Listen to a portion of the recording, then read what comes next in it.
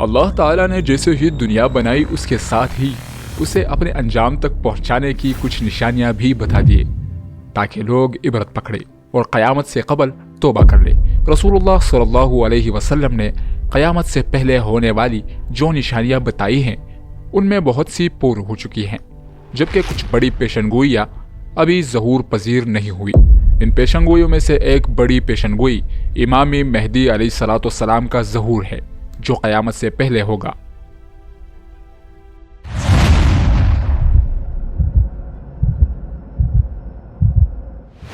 آخری نبی حضرت محمد صلی اللہ علیہ وسلم نے احادیث میں یہ خبر دی ہے کہ قیامت سے پہلے ایک زمانہ ایسا آئے گا کہ دنیا میں کفر پھیل جائے گا، زمین ظلم اور سرکشی سے بھر جائے گی، اسلام صرف مکہ اور مدینہ کی طرف سمیٹ جائے گا۔ اس وقت نبی کریم صلی اللہ علیہ وسلم کی بیٹی سیدہ فاطمہ کی اولاد میں سے ایک شخص پیدا ہوگا جو زمین کو عدل و انصاف سے بھر دے گا۔ ان کی حکومت تمام روئے زمین پر ہوگی، لہٰذا آپ صلی اللہ علیہ وسلم نے فرمایا دنیا ختم نہ ہوگی یہاں تک کہ عرب کا بادشاہ ایک شخص بنے گا جو مجھ سے یا میرے گھر والوں سے ہے، اس کا نام میرے نام کے موافق ہوگا اور اس کے باپ کا نام میرے والد کے نام کے موافق ہوگا۔ وہ زمین کو عدل و انصاف سے بھر دے گا جیسے وہ ظلم و زیادتیوں سے بھری ہوئی تھی۔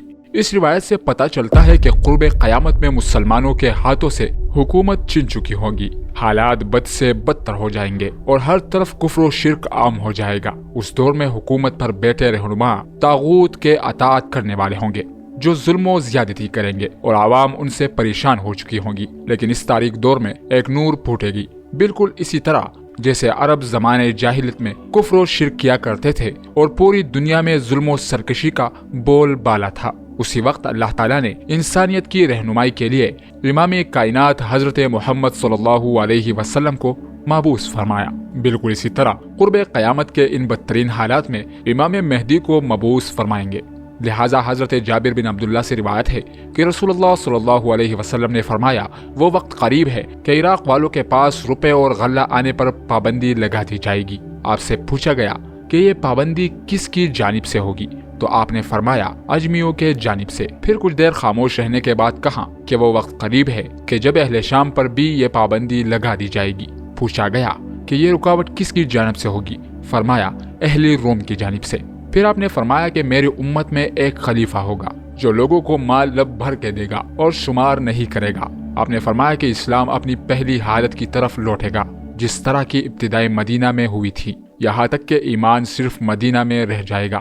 اس روایت سے معلوم ہوتا ہے کہ امام مہدی کے ظہور سے قبل مسلمانوں کی مالی حالت بھی زیادہ خراب ہو چکی ہوں گی اور لوگوں کی طرف سے اہل اسلام کو شدید نقصان پہنچایا جائے گا، حتیٰ کہ لوگ کھانے کے لیے محتاج ہو چکے ہوں گے۔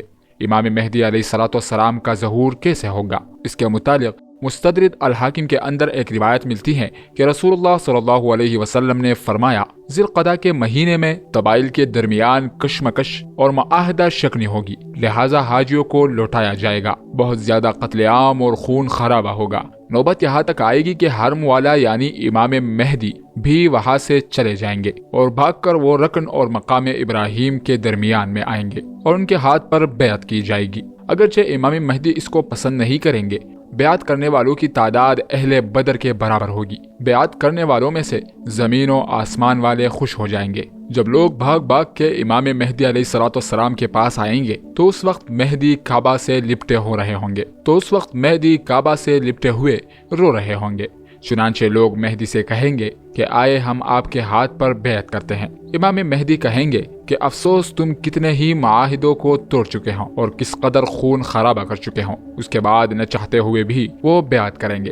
پھر آپ نے فرمایا اے لوگو، جب تم انہیں پالو تو تم ان کے ہاتھ پر بیعت کر لینا، کیونکہ وہ دنیا میں بھی مہدی ہے اور آسمان میں بھی مہدی ہے۔ لہٰذا امام زمانہ مہدی علیہ السلام کو لوگ ان کی نشانیوں سے پہچان لیں گے اور ان کے ہاتھوں پر بیعت کریں گے۔ آپ امت مسلمہ کے رہنما ثابت ہوں گے۔ دراصل امام مہدی علیہ السلام کے ظہور سے قبل ہی کچھ نشانیاں پوری ہو چکی ہوں گی، جن میں دجال کا خروج، سورج کا مغرب سے طلوع ہونا، مشرق سے ایک عظیم آگ کا نکلنا، جن کی پیشن گوئی حضرت محمد صلی اللہ علیہ وسلم نے احادیث میں کی ہیں۔ لہٰذا ان نشانیوں کے پورے ہو جانے کے بعد مسلمان خود اس انتظار میں ہوں گے کہ اس امت کو نجات دلانے والا رہنما قریب ہی آنے والا ہے۔ احادیث میں امام مہدی کا حلیہ اور شکل و شبیب تفصیل سے بیان ہوا ہے، لہٰذا حضرت ابو سعید خدری رضی اللہ تعالیٰ عنہ سے روایت ہے کہ رسول اللہ صلی اللہ علیہ وسلم نے فرمایا، مہدی میری اولاد میں سے ہوں گے، روشن اور کشادہ پیشانی اور اونچی ناک والے، وہ روئی زمین کو عدل و انصاف سے بھر دیں گے جس طرح وہ ظلم و ستم سے بری ہوئی تھی، وہ 7 برس تک زمین پر برسر اقتدار رہیں گے۔ ایک روایت میں آتا ہے کہ امام مہدی علیہ السلام کے چہرے مبارک کی رنگت عربی اور جسمانی شناخت اسرائیلی ہوگی۔ جب امام مہدی علیہ السلام کا ظہور ہوگا اس وقت حضرت عیسیٰ علیہ السلام بھی آسمان سے نازل ہو چکے ہوں گے۔ حضرت عیسیٰ علیہ السلام اللہ کے برگزیدہ نبی تھے جنہیں آپ کی زندگی میں ہی آسمان پر اٹھا لیا گیا تھا۔ ایک پیغمبر ہونے کے باوجود عیسیٰ علیہ السلام امام مہدی کے پیچھے نماز ادا کریں گے، لہٰذا روایتوں میں آتا ہے کہ صبح کی نماز کے وقت دمشق کے مسجد کے شرقی مینار پر عیسیٰ علیہ السلام نازل ہوں گے۔ وہ اس وقت دیکھیں گے کہ حضرت امام مہدی علیہ السلام نماز شروع کرنے والے ہیں۔ امام مہدی بھی محسوس کریں گے کہ عیسیٰ علیہ السلام کا نزول ہو چکا ہے، لہٰذا امام مہدی پیچھے ہٹیں گے تاکہ عیسیٰ علیہ السلام آگے آ کر امامت کروائے، لیکن حضرت عیسیٰ علیہ السلام انہیں آگے کر دیں گے اور امام مہدی کے پیچھے نماز پڑھیں گے۔ اس کے بعد حضرت امام مہدی حضرت عیسیٰ علیہ السلام کے ساتھ ایک لشکر سمیت روانہ ہوں گے اور دجال سے جنگ کریں گے اور اسے قتل کر دیں گے، اور اس کے بعد بیت المقدس کی فتح ہوگی۔ اہل تشیع عقیدے کے مطابق امام مہدی علیہ السلام پیدا ہو چکے ہیں اور آپ امام حسن بن علی عسکری کے بیٹے ہیں جو امام علی اور حضرت فاطمہ کے اولاد میں سے تھے۔ نیز امام مہدی اب غیبت میں ہے اور زندہ ہے، یعنی ان کی عمر حضرت خضر اور عیسیٰ علیہ السلام کی طرح بہت لمبی ہے اور وہ قیامت کے نزدیک ظاہر ہوں گے۔